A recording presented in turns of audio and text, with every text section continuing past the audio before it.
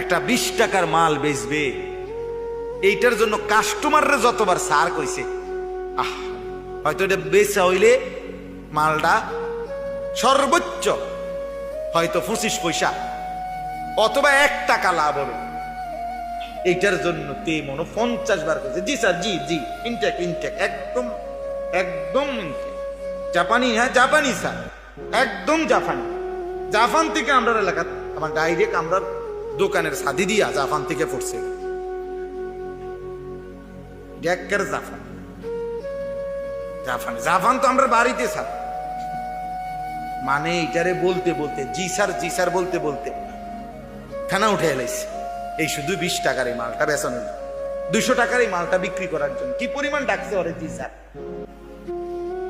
অথচ লাভ হয়েছে বিনিময়ে 1 টাকা 50 পয়সা। যে মহান রব্বুল আলামিন 24 ঘন্টা দিয়ে যাচ্ছে, এই নাফরমান 7 ঘন্টা 8 ঘন্টা 10 ঘন্টা জীবন থেকে চলে গেছে, একবারও আল্লাহর নাম তার জবান দিয়ে উচ্চারণ করে নাই।